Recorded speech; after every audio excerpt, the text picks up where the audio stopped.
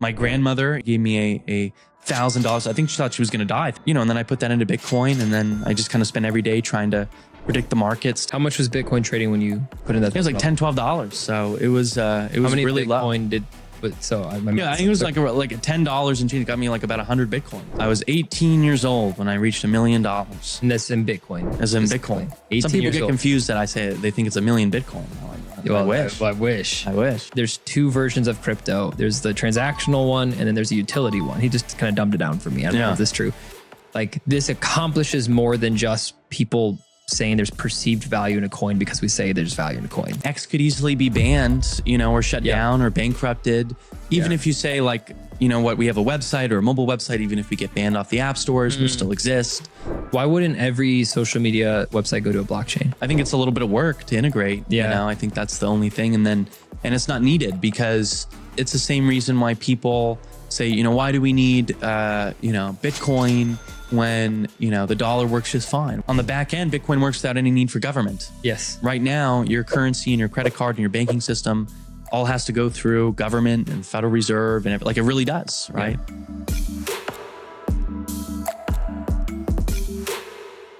Back then, I was probably less political, so I was more crypto, and then it was really all crypto back then, and then maybe like motivational content, like crypto motivational content. And then I switched more to, still talking about crypto, still occasional motivational content, but really a lot of politics. So I think when did that switch happen? It was like in 2022, I'd say. So it's like midterms. Yeah, that was one of the things I wanted to ask you about because I want to hear about your story. I know you've heard your story 100,000 times, but I've never heard it from you. Yeah, absolutely. I've read it on news articles, but I'd love to hear your story today. But we can talk about that in a second. When you have been political online, I've created a political sub show in some degree, so I know what it's like to mark your flag somewhere. Yeah. Did you kind of when you started becoming political in 2022? Were you ready for like what happened after that? Like, have you noticed it to be like, oh, I wasn't expecting this, or this is different than I thought?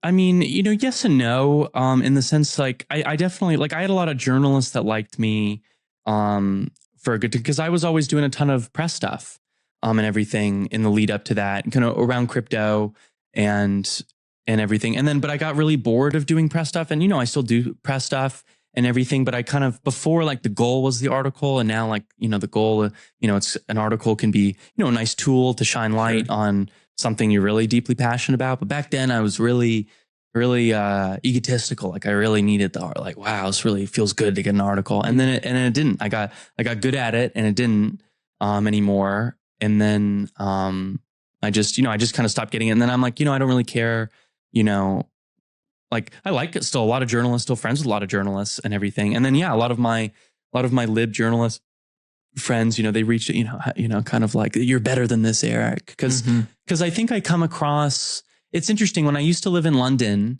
and this is interesting, I think, Mark, on kind of classism, which is bad. When I lived in London, it was interesting. I lived in London. I'm a British citizen too. I'm American British. And then in 2015, I lived in, London for a year. 2015, 2016, lived in London for a year. And, it was interesting to me because they were all shocked at Trump and Trump, oh my God. But, what was interesting was the level of discourse was, I felt, in the UK, at least in like elite circles, I'd say very, like, UK is very class place, classist place, which I don't like. It really does matter kind of your family, and it really does matter, like, it's so much, it's really hard in the US to make money from nothing here, exceptionally hard, but it's a lot harder in every other country. Yeah. And the UK is like that, unfortunately. It's just very classist, really you really cannot be casual. You really, it's bad. So anyways, but I did notice, like, on the flip side of that, you could be more politically extreme if you were in the upper classes. Not even like be politically extreme, but you could talk politically extreme get away ideas with it without it being canceled or anything like that. Yeah, but not in like if you sounded like lower class, saying it, you would be canceled. But if you sounded articulate and ornate, and used ornate vocabulary, it was acceptable. And then the US, it doesn't matter how you say it. It matters, kind of you said it. Yeah. And everything. So at Oxford, you would have really, especially me in 2015, be like, wow, we're talking about this. Wow. Okay. And then, you'd have these Oxford debates, and I'm like, people freak out about Trump here, but yet they're talking about some, it was actually very racial stuff, in like Oxford discussions and everything that, were public. And I think most of them were public. And it was just interesting to me. Do you think is that still going on, or has that kind of conversation just been squelched recently? Because when I think of UK, I think of the opposite of freedom of speech right now. Yeah, for most people, it's the opposite of freedom of speech. But I think when you're in the upper classes, like if you're at Harvard, you would not be able to say that. But if you're at Oxford, you could maybe talk about it. If you talked about it ornately. If you talked about it with the right words and with the right phrase, if you had the wrong accent, if you had even said the right vocabulary, you had the wrong accent, you would be like you had a Cockney accent, which is more of a kind of working class accent. That you wouldn't get away with it. That's wild. So that was interesting to me that the UK is like that. Like places are just so different. That's because you travel a lot. Yeah, you travel a lot. Like I know I text you sometimes and I'll follow your stories, and I'm like, he's always on a plane. You're always in a hotel room. In your travels, has there been a place that you just love? I'd say like, one, I love the US because it's home, and it's just kind of sad. I'm a big city person. I love cities, and, the US has unfortunately the very worst run cities in the world. No one's, our cities are really authentically like, sometimes worse than like third world level, it's pretty bad. It's only gotten worse after COVID and everything. Not that COVID really had anything to do with it. Just things started falling apart. Yeah. Well, a lot of the boom, my theory why things kind of fell apart after COVID was a lot of the boomers retired, and there was this kind of quiet boomer, and I'll get back to the original question, but there was this quiet boomer mentality of, just work quietly at a place for 45 years, competently and quietly for 45 years, and get your pension, retire. Yep. And that was it. And then a lot of the boomers retired. And, I at least, could be totally anecdotal, but I noticed planes are always delayed, 9 times out of 10, it's delayed. There's a problem with the plane, and like an obvious problem. And I remember I was on one plane, flying from Palm Beach to San Diego, and there was a bunch of dead birds in the engine and everything. And then the pilot was kind of complaining. So they paid the pilots during COVID to just do nothing, right? Because they didn't want the pilots to retire, but they did not pay the maintenance people to just do nothing, right? So they all retired early or just retired. And so anyway, so the pilot said, he was like furious on the intercom, like really like sometimes there's like pilot fears. Oh, I'm so mad and I apologize. But he was livid in a way I've never seen. On the intercom to us. Wow. To us, okay. To the pastors. And he said there's, he was yelling, and I'll say it nicer than he did. But, he said there's dead birds in the engine. This is the most obvious, like you can just walk outside and see the dead birds. Like it's not an easy thing to miss. It's impossible to miss. So they didn't do the check. So he said every time when we pull in an aircraft in, we, if maintenance people do a check. Yeah. That way, if there's any problems, they're taken care of overnight. So that way it doesn't disrupt the flow of traffic the next day. Right. So they missed a bunch of bloody dead birds, massive birds with feathers everywhere. So, they didn't do the check. So I think, I don't know what the class is. I look at my window and I don't know if these people look like, I want them maintaining an aircraft. Yeah. And like they don't even care. And I think that's the thing. Like there's a lot of people in those types of, it seems like our parents' generation they took pride in their work. They would work somewhere for, like you said, 45 years. My grandpa worked the same spot. He took pride in it. Like he loved it. And it wasn't about the income. It was about he just wanted to do the best he could possibly make. And obviously, provide for his family. And now our culture is just like, who's going to pay me more? Who's going to do this? And there's just no pride in your work and the quality of what you do. Absolutely. No, it's I wonder why all the planes are crashing right now. I mean, I tend to, it depends, I guess, on the situation, but I think, Boeing gets a lot of blame for for it. But I wonder if it's just really bad maintenance people not maintaining these, these Boeing planes are really old and they're made to last forever, pretty much. They're made to last for, over 50 years, I think. I mean, don't quote me on that, but a lot of them have been operating for over 50 years. So I assume they're made to last that long. I hope.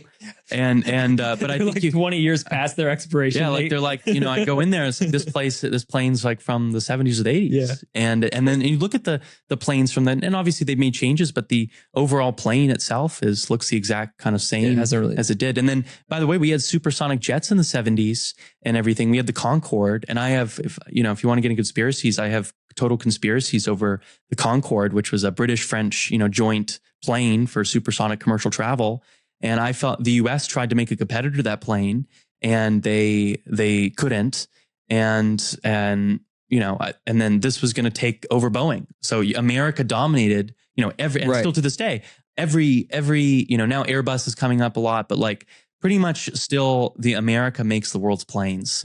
And they didn't want Europe being in charge of that and having that type of geopolitical venture. So, but the complaint for the Concorde was, there's all these loud supersonic booms. That's fair, but it was a very solvable problem. So they had already a prototype of, they're prototyping the Concorde 2, and then there was no supersonic boom. That would be, hearable to people on the ground. And then in any supersonic boom, you don't hear it when you're in the plane because you're ahead of it. So, but the complaint was the Concorde was loud booms, very solvable problem. NASA has a prototype of a plane right now where there's it's a plane that doesn't boom, that's loud enough where people on the ground hear it. So it was a very solvable problem even back in the 70s and 80s. And then, the fear was, to operate, it uses, it's so high altitude, uses fuel that it's the ozone layer, because back in the 70s it was the ozone layer. And it was just horrible for climate change and everything. But the US, or whatever back then was global warming or whatever. And I think back then it was like really hole in the ozone layer. That was like, really that was going to have an atmosphere anymore. Yeah, we're not going to have an atmosphere anymore. And, maybe I think aerosol cans, had something to do with that. But, and I think Reagan banned those or whatever. But it was insane. So, I think that they lied to not get beat out. Yeah, to not get beat out. And that's the beauty of America. And I really mean it in like such a positive way is America is just the best PR place in the world and everything. Like, it's so true. And I remember asking it. So I'm a huge space person. Like I have friends that don't think the moon landing was real. I think it was 100% real. I don't, I'm just such a space, I love space. Yeah. But I had a friend, who didn't think it was real. And he was a smart guy. He was at Duke. He was a professor at Duke for a while. And then we were talking about the moon landing, and, I just said what I just said to you, I said to him, and he said, well, either way, he was trying to be diplomatic, but he said something so true. He said, either way, it is so quintessentially American. He said, we either went to the moon in this really tight period of time and beat the Soviets in this heroic mission and went, and got to the moon and got it back, and humans like incredible, or we completely faked it and the whole world believed it. Yeah. And we forced the Soviets to spend all this money trying to do this thing. He said either way, it's just so quintessentially American. Yes, right. And in the sense, and he was talking about Trump, and he said, that's what's so great about Trump, just, burgers, fries, business, but, also kind of full of in a good way, bullshit and bravado. Yeah. Sometimes you gotta BS a little in this life, and truthful hyperbole. Right. So it's, that was interesting. So anyways, but back to the boomer front, I was working at this investment group for a while, and this company, which is actually very successful, and they were successful and they came to us. So right now, AI kind of functions as a plagiarism machine. So, takes all the, right now the internet's content, and you're basically like user inputs. Yeah. You prompt it, and then it searches a database of the internet, and then, strings words together in a way that flows, which was the Google had, modern day AI since 2016, 2017.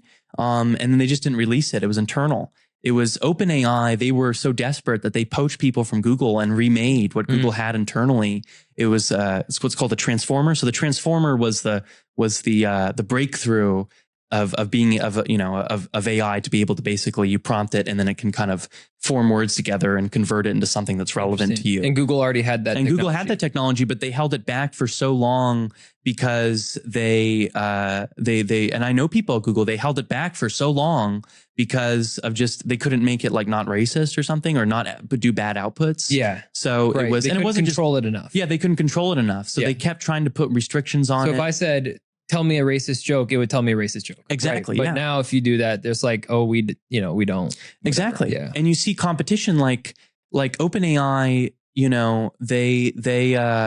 they released it and then just everything accelerated. It's if you haven't, heard of the 4-minute mile, nobody could break the 4-minute mile, and then someone did it, then everyone else did it. Right. So that's what was, sad is, I don't think that they even had, I don't think Google had as like good as like ChatGPT 3.5, but I think they had as good as like ChatGPT, and 3. they would have if they would have released it. Yeah, like 3, and we would have just been so much farther. Like how many, AI is so good for medical research and is only getting better.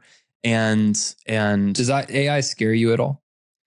No, I mean, so far it's been a blessing in my life. So I don't. But because there are people that look at AI, and I love AI. Like, listen, as a podcaster, using AI to review transcripts, create titles, and it is a life-changing thing for me.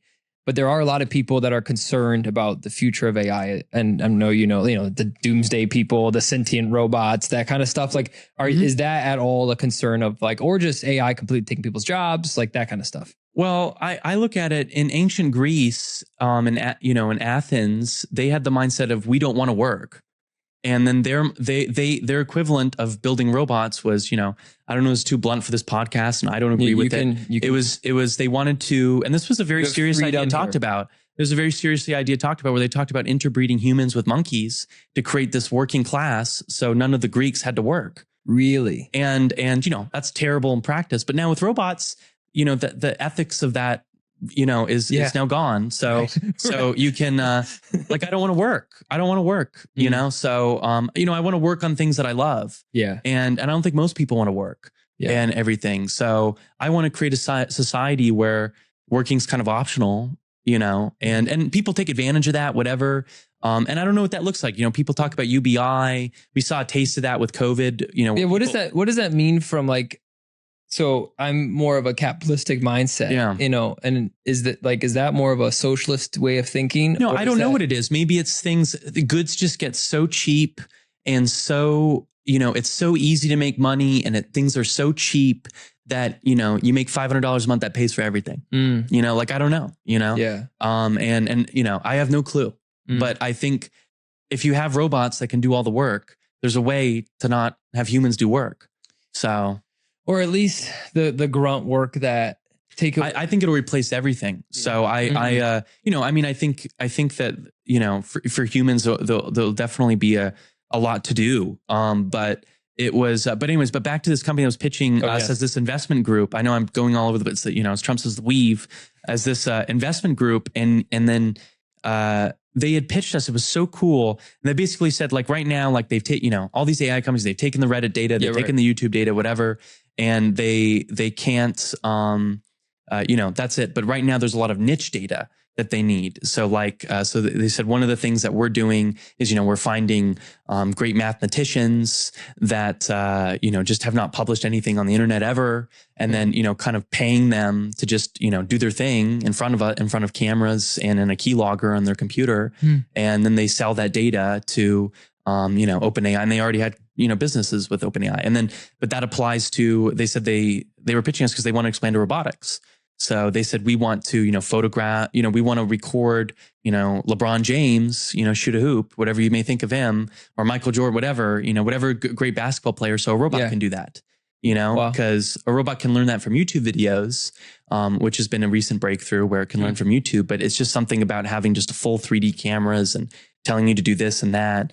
And then but that can also apply to what we were talking about with airplanes and maintenance people. The boomers are still alive. They're just retired. So you can just pay them, let us record you do your thing and kind of write up some manuals if you can. And then we're going to take that data. And then now the robots are just as good as the best boomer maintenance person. Yeah. The previous guest said he thinks that we're going to have in-home robots in the next 10 years. What do you think about that? Yeah. I mean, I hope so. I mean, it's I think that will help the fertility rate so much because it's, cooking. You don't have to cook. You don't have to clean, But don't you think like, I guess the problem, maybe like this is just like my initial reaction, like, but humans still need purpose of like doing something. Like when you're like, cooking, cleaning, maybe the grunt work, take it away. But like if robots did everything and we just like existed, I feel like that's a terrible way to live when you don't. Well, that's freedom, I mean, you have the freedom to do nothing, the freedom to enjoy the sweetness of doing nothing, the freedom to have, because you'll be able to just command, like, there's a service called Replit, and it's just incredible. Like it is like the best coder. Like I have it write scripts for me. It's incredible. Like I've had it make all these, scripts for me that just automate so much of what I do. And it's amazing. So you'll be able to just there'll be just like Squarespace for factories where you just say, I have this idea for a thing. And then there'll be these factories that just kind of loan out their robots for, $10 an hour or something. And then or not even $10, just a flat rate for your product, which might be just so cheap to manufacture. And then they do it. Right. So, I mean, I think there'll be as there's just so many people in the world. And I think the population will really boom with robots just because taking all that grunt work. And then I don't know if I support this, but like, I could like having it like a lot of parenting and why someone stays at home. You don't always have to be there if you have kids. Well, you do. You always have to be there, but there's these 5-minute windows where you just, like you can't watch your kids for 5 minutes or something. Right. And then robots can kind of, maybe fill that gap. I don't know if I support that, but they're going to be, they're going to be doing that. I think on the flip side, more I'm interested in like what it would do for the home if robots did allow parents to spend more time with their children than now. Yeah. Like that was what gets me more excited. Is like, okay, well, listen, if I have these robots doing cooking, cleaning this, now I can go on vacation. Now I can spend quality time with my children because I'm not having to mow the grass for 2 hours each, Yeah, exactly. Like, no. And that's a beautiful thing too. Yeah. I mean, that is a interesting thing. It's amazing. Yeah. It's so exciting. And then, I think I look forward to it. Every AI advancement. I just feel like there's it still scares me a little. Like there's still a part, like, is there no part of you that's just like, this can't backfire?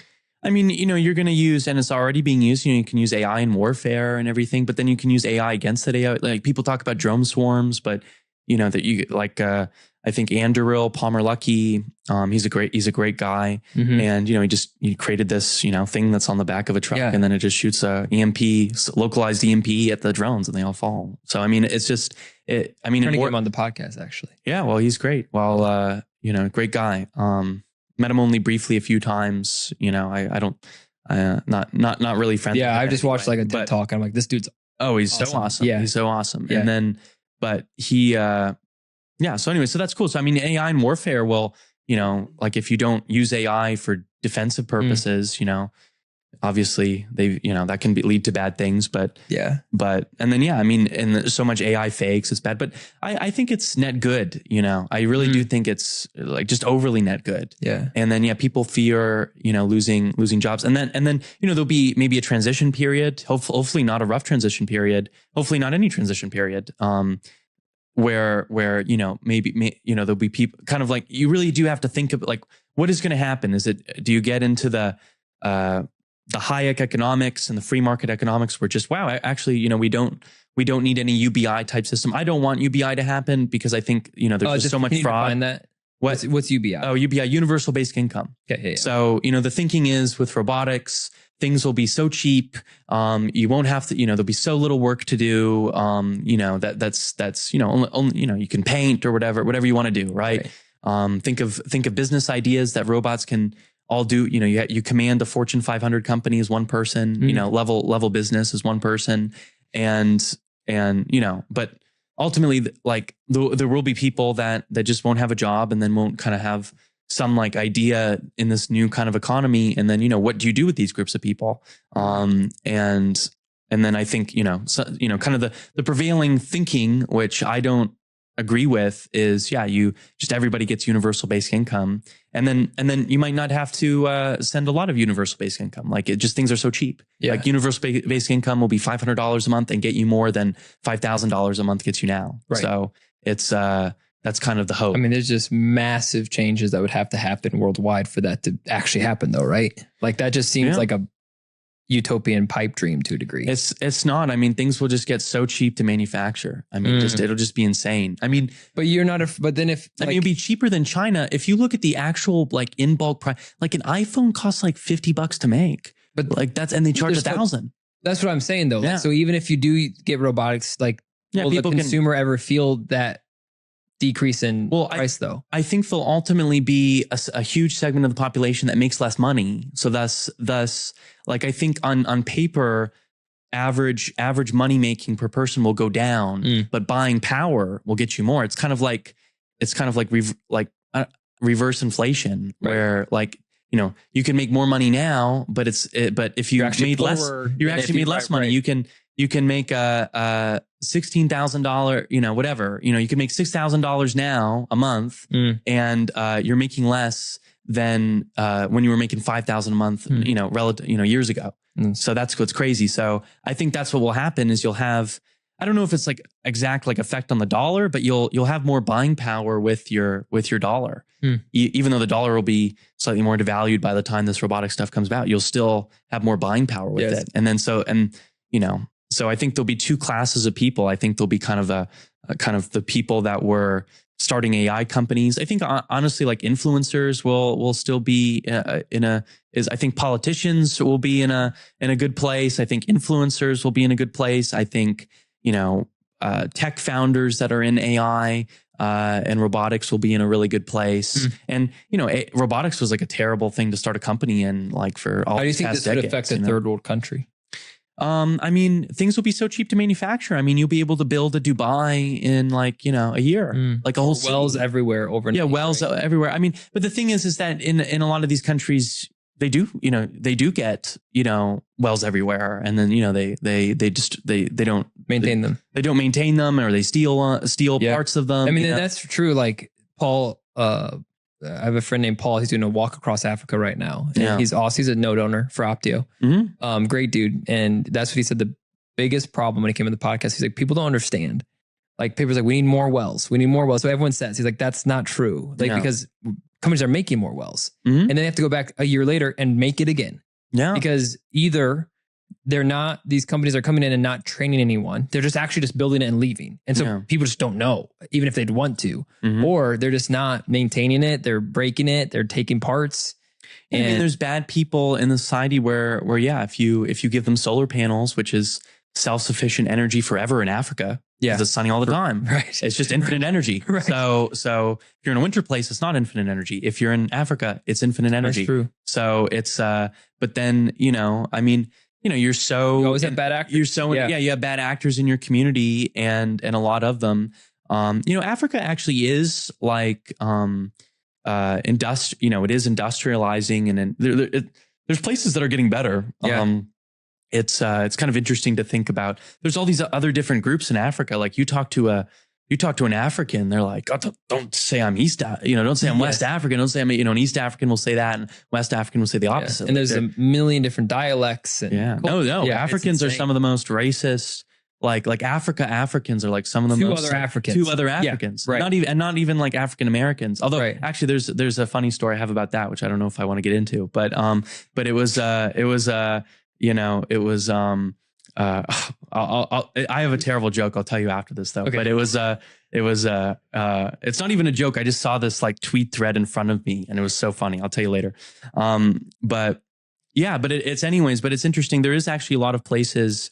I actually like some areas of Africa. They are getting better in these places. And I mean, like it's kind of like Nairobi is getting better. I think, I mean, I forgot all the names, so don't quote me, but they're actually, things are getting better in these places. Some of it is working, but there also is a culture. I remember reading the story of this guy, and he was, saved up to, this guy in Africa, he saved up to kind of buy an oven to make bread, and he was selling bread in his area, and he was doing good business. But then his whole family, said, you got to give me, I want free bread, so, and then, normally family, you have a restaurant, free restaurant, but it was like literally like every cousin, everyone free bread. So his supply for his business was always being taken for free. And he never said no. It just wasn't the culture. So there's some bad actor part of it. There's a cultural part of it where it's just like, I can't say no. I can't say no to my father and my mother. Right. I can't say no. I can't say no to my brother, or my sister.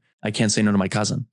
And so some of it's like that too. So thus, if you do build up wealth and then they ask you for money, it's kind of some of that wealth could just go right. Yeah. Some of that culture, just because they won't say no. I mean, it's like, they just don't. I mean, some areas definitely, I'm sure, some people do say no, sure.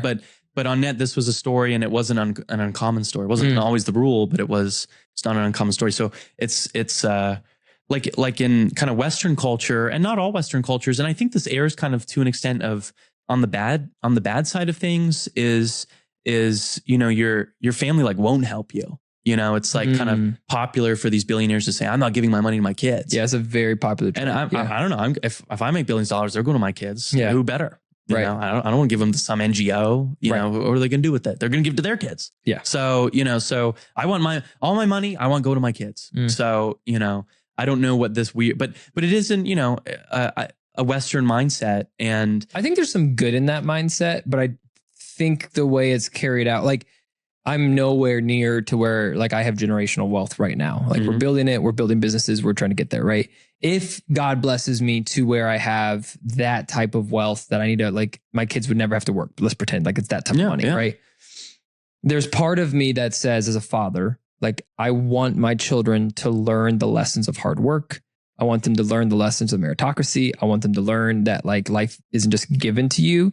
So I can see like trust, or like after they've like worked for X amount of time, they have access to like, I do see the lessons that if you're not careful, you're just raising entitled brats that. Well, I agree. But I think a lot of these people who like make this kind of money, it's tough to be a good parent too. Yeah. Because it's just, you kind of got to, finite kind of time. make your decision. Right. So a lot of these, when you see like spoiled brat rich kids out there, they it's just their parents weren't there. Yeah. Maybe it's less about the money and it's more about, how they're raised. If I make a ton of money, I want to make sure that I'm doing it in a way where I'm spending as much time with my kids as possible.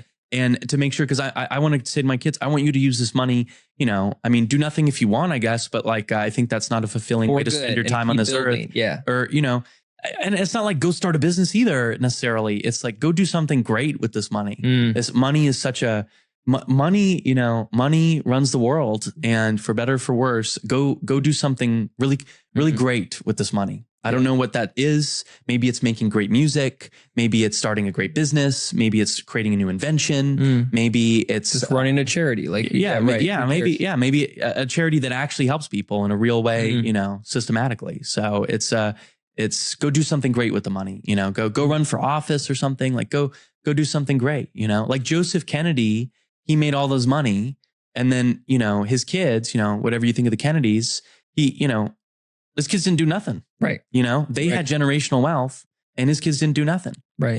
He is, there was Joseph Kennedy Jr., who was, fought in World War II and was killed. And that was the person, JFK's father was grooming to be president, because, Joseph Kennedy's, Jr. was the, was the oldest. Yeah. And he kind of looked a little bit like even more handsome than JFK. Like he looked a little more All-American, a little more Captain America. JFK looks very aristocratic. Yes. Joseph Kennedy Jr., JFK's older brother, more soldiery, rugged. Really looked like Captain America, soldier, rugged guy. Yeah. In an all-American way. It's like with Kennedy, but with like a real square jaw. And it was really cool to see photos, but he died. And then, JFK was the next oldest. So it's like, you're going to be president. And then Joseph Kennedy, he paid $1 million to a congressman to step down and in a safe Democrat seat. And then JFK got to go to Congress at, I think it was 25, 26. Wow. Somewhere around there. So his father bought the seat for him, and then, and then he went to Senate, and then he went to president, and then he was shot. Then we go to the next kid, and then he was shot, and then we go to Ted Kennedy. Oh, he killed a woman, and then he died. Yeah. So, so it's just interesting. RFK Jr. JFK Jr. JFK Jr. was going to run, clearly. And RFK Jr. RFK Jr. Yeah. Well, JFK Jr. 90s. And he was friends with Trump. He was cool. And really? He kind of killed him. Yeah, he was real cool. He was like real handsome too, and everything. And he spoke at the DNC, and he just had a glamour about him. And he was prepping to win. Yeah, he was already in elected office in New York. I think he was district attorney or assistant district attorney or something. And he, but he was a reckless guy in the sense of if you don't believe he was murdered, and I'm not sure if he was assassinated. I don't think. I don't really know the story at all. I don't think he was. No, well, yeah, in the 90s he was this, Prince of New York, and he was with Trump. John F. Kennedy Jr. Yeah, John F. Kennedy Jr. JFK's son. Okay. Yeah.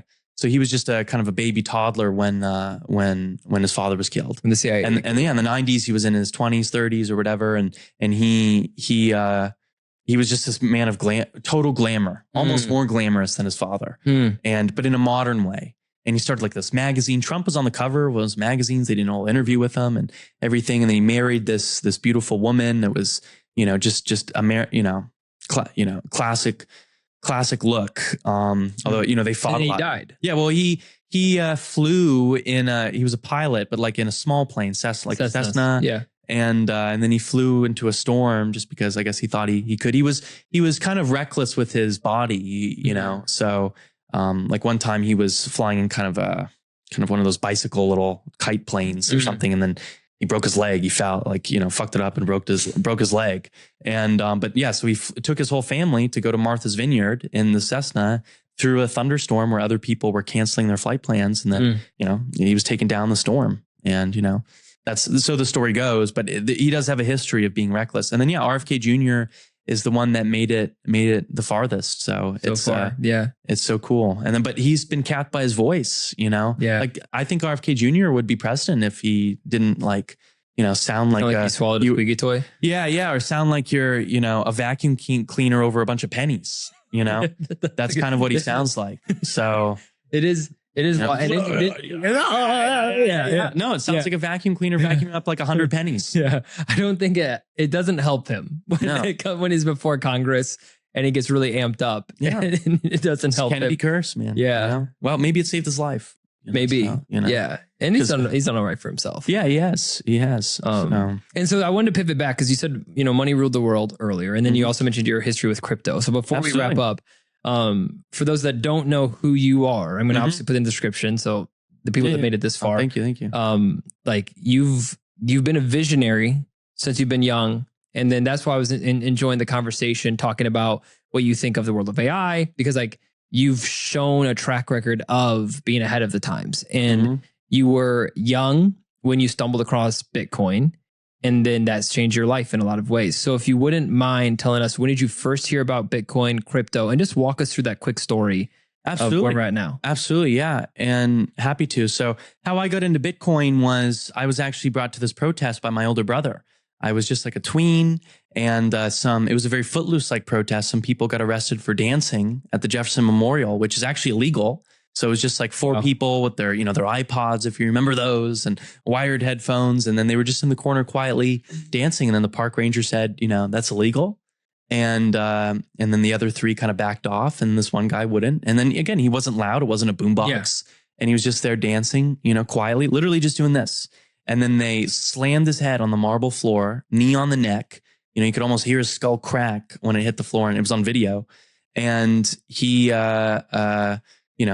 that was terrible. That's illegal. Why is it illegal to dance at Jefferson Memorial? It's insane. So 1,000 of us we just descended on the Jefferson Memorial. My brother brought me to protest all as a kid, and we all came to dance at the Jefferson Memorial. But you think, oh, that's a funny thing. Like makes me laugh, right? Thinking I thought it'd be funny too. Yeah. And but no, they had riot police. They had cornered off all the exits, and they had a Black Hawk helicopter.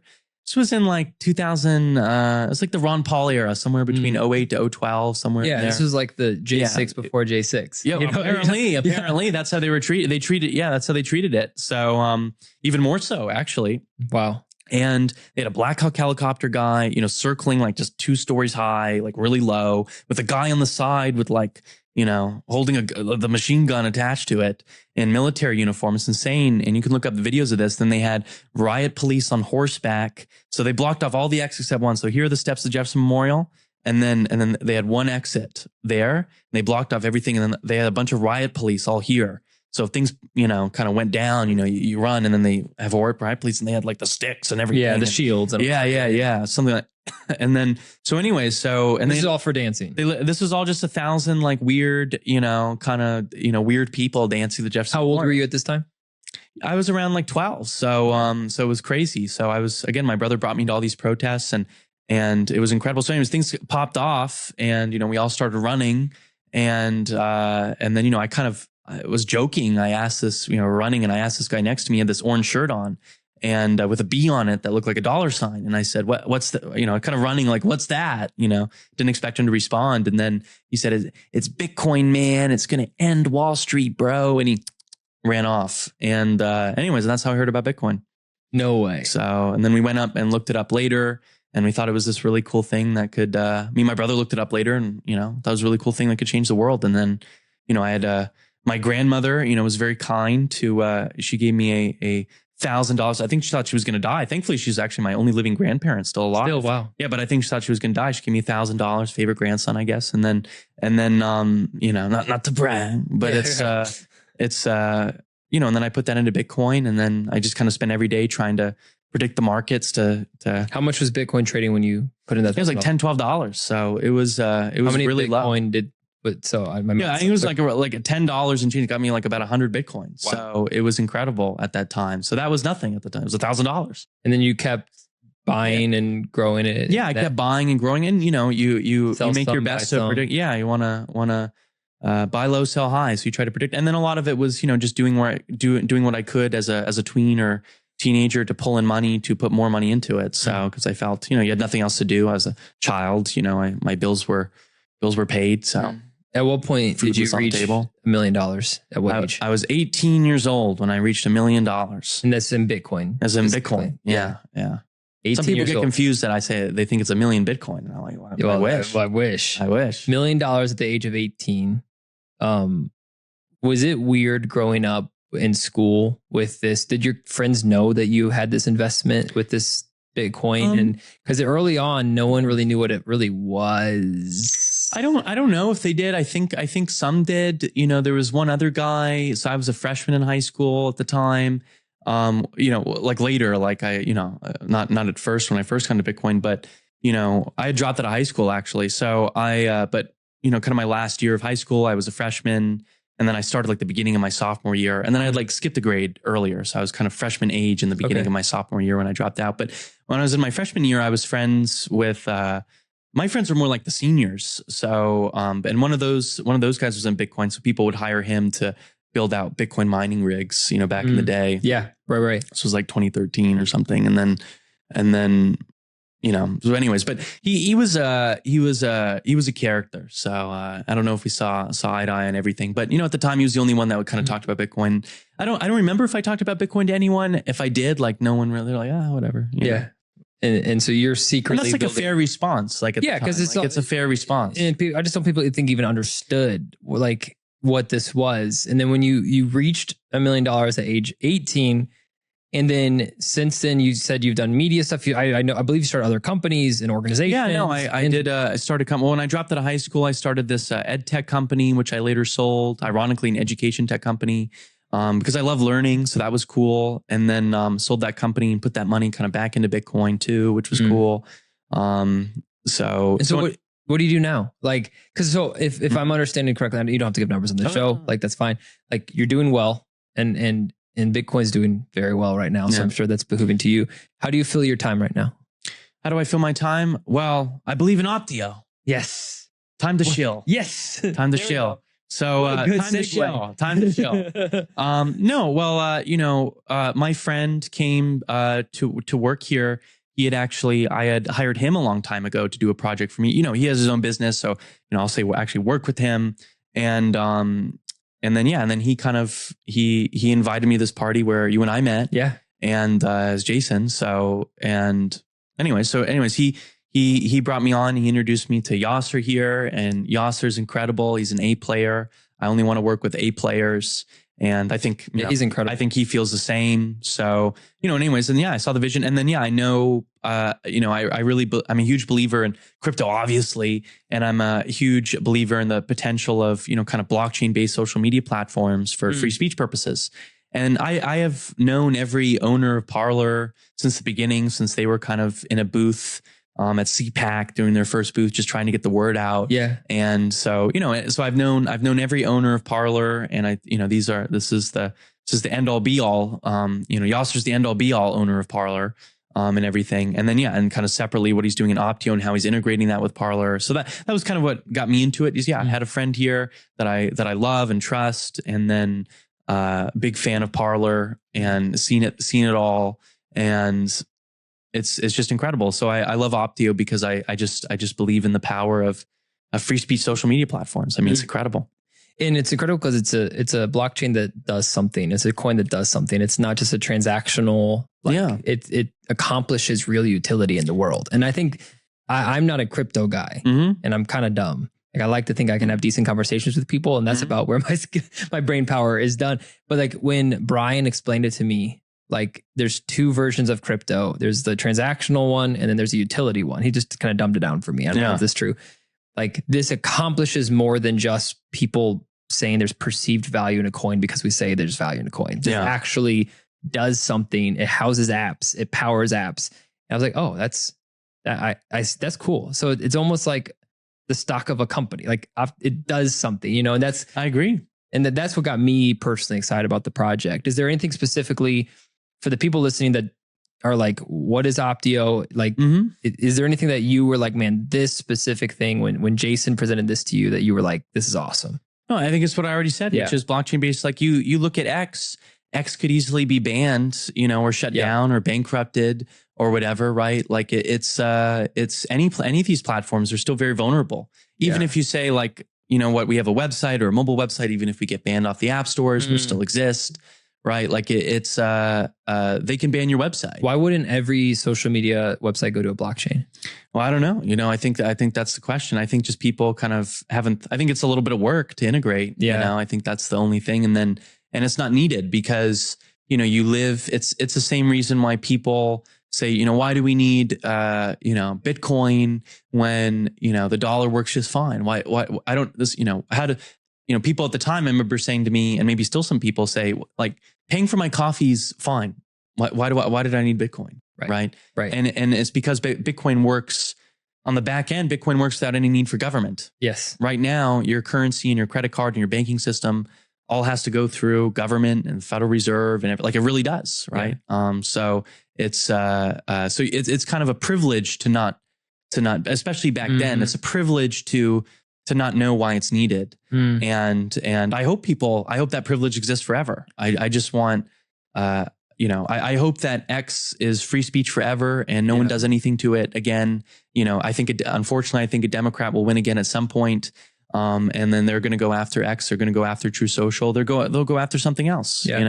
I mean, it's, maybe it's, maybe they go after a pro-Palestine platform. Maybe they go after a pro-Israel platform. You know, who knows? Yeah. Right. It's the, the point is to make it so you can't go after anyone. Yeah. And I see, I think one of the bullish case for Optio is that, the United States, isn't necessarily guaranteed, and the West at large is not guaranteed to maintain free speech as a value forever. Yeah. Trump getting reelected, I felt like, was a nice save. But if he didn't, then I think his free speech would have been pretty much gone at that point, and you just have to work within the confines of, no free speech. So, and that sucks. Look what happened with Parler in 2021 when they took him off. It's from AWS because they blame him for J6. Like it can be that fast. And it's so interesting how they do it. They do it in there's such a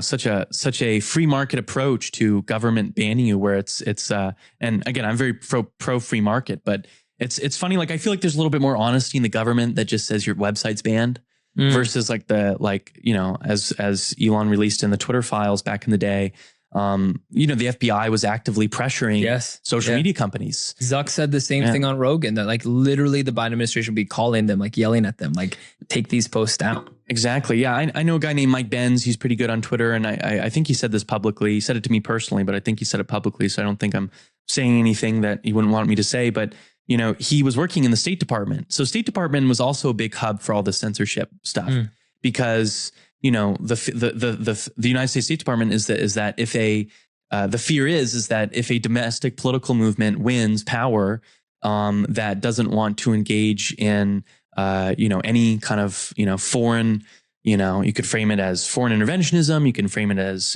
empire building, however you want to think about it. They're afraid of a domestic political party, rather on the left or the right, winning and like pulling out of all of America's military bases around the world.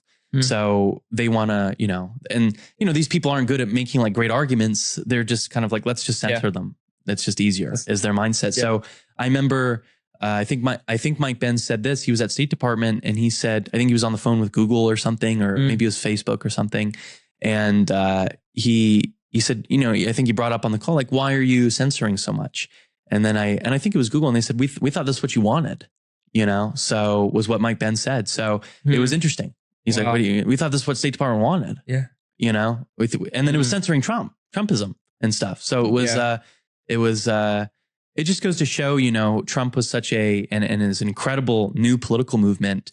But, the problem with, I think Biden did a lot more damage than Obama, unfortunately, because Biden, as not cognitive as he was, but his team has just been in Washington just for so long. Yeah. And you learn all these buttons and levers. You don't think favors. Obama was just running it when Biden was in office?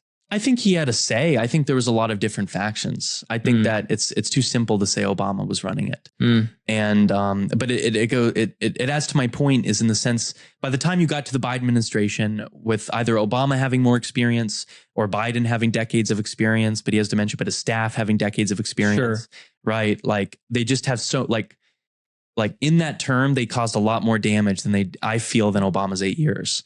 In that 4 years, because so many more illegal immigrants came and everything. I mean, inflation was worse. The New York penthouses, like it's wild. Because at the same time, Obama brought in Obamacare, and so it's absolutely. And if the people talk about Luigi shooting this health insurance guy in the head, and that guy, that type of person has to work within the insurance system. I think there's one man to blame for everything that you hate about health insurance. And I don't know if it's that the guy that was killed. Yeah. And I don't think anyone should be killed, but I think that there should be, and it's the one that people don't think is the one that should be blamed. Yeah. I think that there should be some, at least a reputational or legal accountability for I think the person that ruined the entire health insurance system. Yeah. I mean, similar kind of situation to Fauci too. Like you ruin a bunch of stuff, and what's going on with him? Is he he's not in jail, right? Like he's still just kind of. He got pardoned. Isn't that crazy? That really went. Yeah, right. I kind of didn't believe it. I kind of didn't believe he got pardoned. Like at first I didn't believe it. I was like, is that an onion? Wasn't Fauci Trump's nominee, right?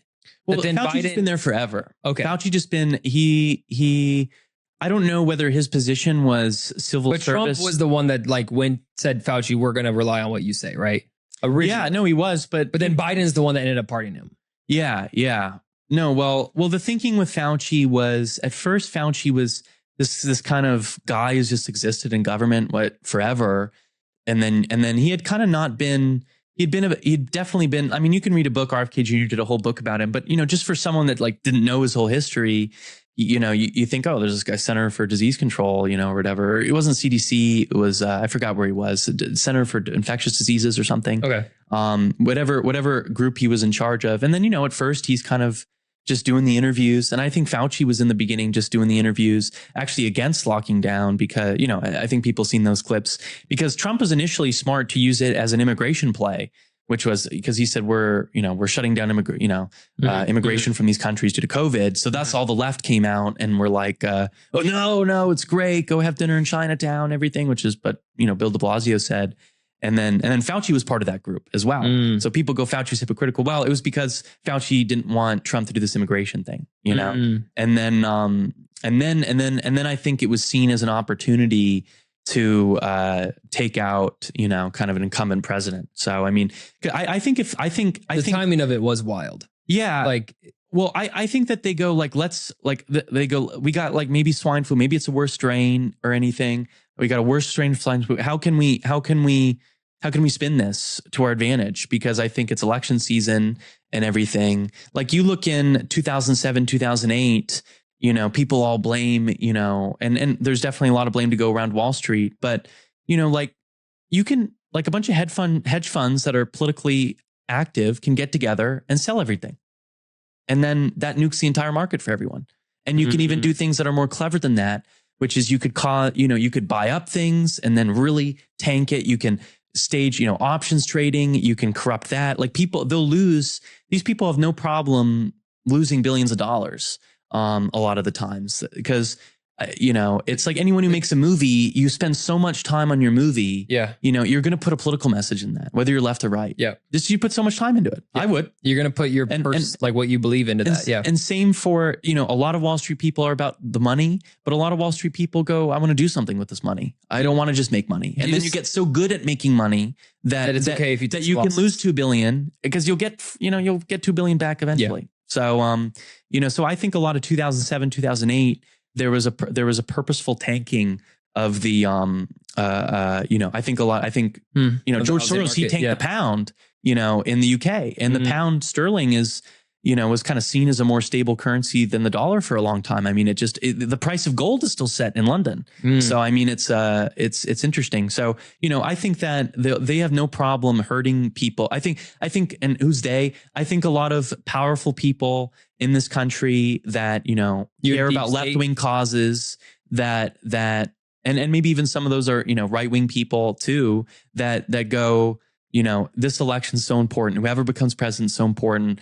The ends justify the means. Let's go do this because they're capable of doing it. You can just get a bunch of headphones. Yeah. I mean, you could look at a lot of wars and other situations that have happened in our country and be like, it's not a far-fetched to say that was government or people that want to control. Have you seen a movie called The Amateur? It just came out. I haven't. Okay. So it was a terrible movie for me to watch when I was leaving my wife because it was basically wife goes to London, wife gets killed, and it's like this like decryptor guy. He's like nerd, right? And here I am on the plane watching this movie of like this dude's wife getting killed, and I'm like leaving my wife and kids. So I'm like texting her, I'm like lock the doors, like I'm like paranoid, whatever. So I'm watching this movie, and basically it's the whole thing. This guy just finds all this government decrypted documents of lies of wars that they said were terrorist strikes, they were drone strikes, and like sanction, all that kind of stuff.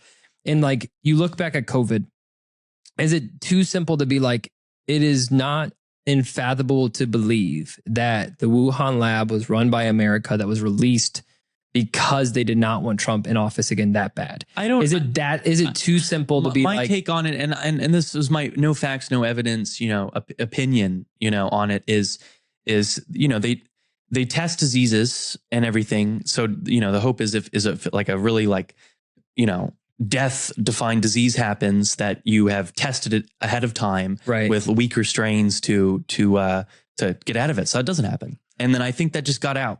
So I don't think it was intentional that it got out. But I think that this was about to get to is my take is I think I think there's some people that go COVID was entirely fake. I think COVID definitely killed people. Yes. I got COVID twice and I was like, I could see how this could kill like a 90-year-old. Like this is terrible. But I didn't go to the hospital or anything, but I was like, I could see how this could kill like someone in a weak state, and then some people get it, extra bad. But I think if Hillary Clinton were president, if she had won in 2016 and were president during that, I think they wouldn't even tell people. I think they just let people go through and let people die. Straight of pneumonia. Yeah, I think it would just be like how swine flu was in the news, and swine flu was a little scary. I mean, I just question everything now after COVID. Like, did Ebola really go away? Like, or is it just like, I mean it, like, does Ebola just kind of affect people that like live in diseases? Because I look at San Francisco in the streets and I'm like, if you put up a photo of Ebola, a guy with Ebola, this person looks no different. Right. And so people that die from pneumonia each year. Yeah. And it's like, oh, it just happens and you can get a vaccine if you want to or not. And I think the thing that lost me with COVID is, we have people in our church that passed away. We have people in our church that like are very sensitive about the COVID subject just because they had family members pass away. And And then other people that completely think is a hoax. And so you have the complete far ends of it. But it was a real disease that killed people. That was bad.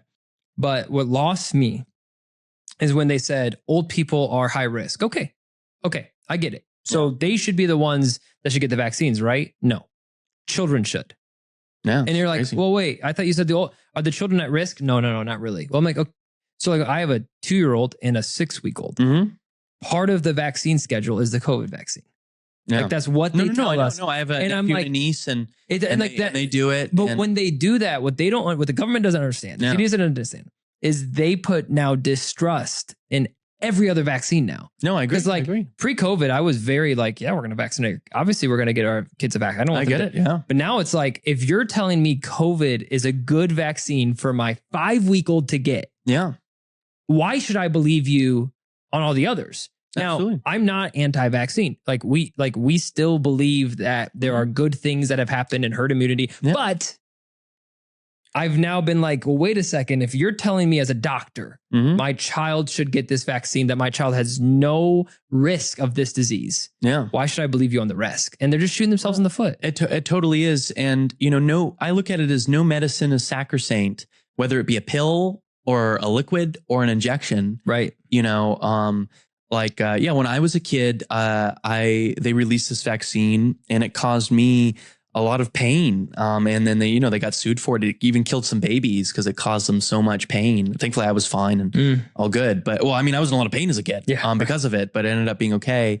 But it killed some babies. And then they got sued for it, and then they recalled it, and then they said it was bad. And they literally all this is, oops, sorry, and then they do payout, but that's baked in, right? So it's but my mom got the pneumonia vaccine, and she said best thing I've ever. I swear by that, best thing I've ever done. Yeah, and everything, and then so I just look at it whether it be a pill, like some people after COVID, people talk about like vaccines, but if you talk about them pills, suddenly they have a different attitude. But it's like, well, it's just a delivery method. It's not, it's like, it's medicine.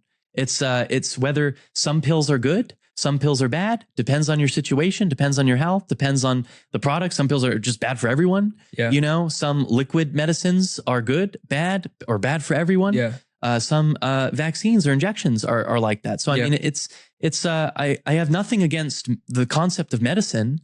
I have nothing against the concept of liquid or a tablet or a injection as a delivery method. Yeah. I get that there's maybe some, there's different pros and cons to each delivery method that you have to think about. And then that's why they choose various delivery methods. So, I mean, it's, no medicine is sacrosanct. But it's just a lack of openness across the board. And I think also real quick, the COVID vaccine isn't a cure. So it's a different game. But they said it was.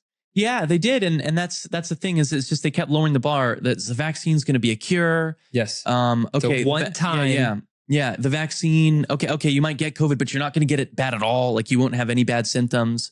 Okay. You'll get the vaccine. You'll still get COVID. You actually will get bad symptoms, but you won't die. Right. And then now it's like, you might die. Yeah. Actually, you might die of a heart attack. Yeah. You actually might.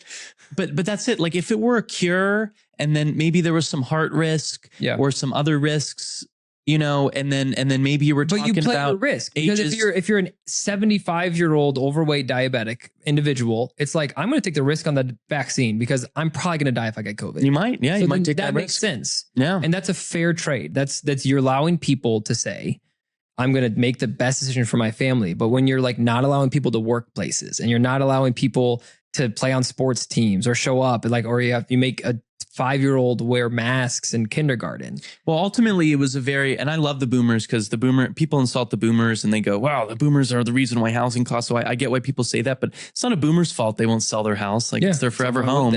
Build more houses. I don't know what to tell you. And then they don't. And and they don't because it costs so much money too, because of endless regulation. You need to basically just fix zoning regulations, so much regulations, and then you can, and build more housing, and do a real initiative about it. And then, I have sympathy for some 90-year-old that goes like, I don't want to sell my home for, of course, I want to die here, and everything. So I get that. But at the same time, COVID was a very, selfish, I talk to old people and they say, I don't want kids to lose years of their education for me. And I had, people in their 70s, 80s, 90s say this to me. just to say, I'm willing to, have a little bit more risk in my life. So that way, like, kids don't get a bad start. Yeah. Because a lot of kids got a bad start and lost education. And, I'm not like pro sending your kid necessarily to all these schools or whatever, but that people did just do nothing for those years. A lot of times you just did nothing. Yeah. So, my admin was like trying, like, just had college from his house, and it was, and they didn't go outside. So they lost socialization. Yep. Suicide rates are up. Everything. Yeah, exactly. Like, it was just a terrible. So I don't know. Like I liked the old some of the older people I talked to. They said, I don't know if this was a common thing. I don't know if it was an uncommon thing. I wish it was a common thing, which is to say, we're willing to take a little more risks to help the lives of younger people, of children, of people just starting their careers, to not miss out and to not be held back years and everything, because that's what happened, held back people years, as you said, suicide rates. And maybe like, I think I like the idea of grocery stores opened an hour earlier for just old people. Like, I think those were good options. And I wish that they had developed an actual cure, and they still haven't. They don't even try it. I think they gave up on trying. And then, but it was very selfish for people to say, you at the start of your career have to, kind of, because you lose so much networking opportunities for jobs, and there's no job fairs and everything. It's all online, and, it's hard enough to find a job as it is. More ways than just schooling, just relationally, communication, and then people just go crazy when they're just locked in their house. Like, it was anyway, crazy time. Well, last thing I want to do, because like we could talk for an hour. And this has been a blast. So absolutely. Maybe round 2 sometime next time we're here together. Is there anything that you, when we just wrap this up, for your sake, because I'm sure you have other things that you need to get to, anything you want to promo, anything you want to plug? I always give my guests an opportunity to like shout out something, anyone, people can follow you, that kind of stuff. I'll give you that opportunity. Whatever you want. Optio. Go check out Optio. Free speech. I want more people to care about free speech, and this is a way that it puts Parler or anyone uses that as blockchain ahead of everyone else. I hope that places like X or places like True Social or random social media networks around the world integrate this technology, because I want more free speech. More speech is better than less speech. Yes. The free market of ideas. And I want that to survive, because right now we're just one bad president away, or one, kind of a billionaire away from someone wanting to restrict free speech. Yep. So that's my plug. Yep. So go ahead, download Parler, check it out, and check out Optio. If you're a crypto investor, a business guy, there are opportunities that you can take part in this movement as well. And we'll include all those links in the description for people can find out the white pages and all that kind of stuff. Well, bro, this has been fun. Thank you. I've been looking for this since Miami. Like, I was like, well, thank you. We talked really fun. We talked about a lot of random stuff today, and I know my listeners are going to love it. This is how my shows go. They're a little bit like, I like it. It's the best kind of show. It's fun. But anyway, thank you, man. And thank you guys for listening to this episode of the Dillon England Show. Please subscribe, like, share with a friend. As always, Erik's stuff will be in the description. So if you want to follow him, check out his stuff. And Optio and Parler will be in the description as well. Make your Parler account today. Thank you guys for watching this episode of the Dillon England Show. Thanks, man.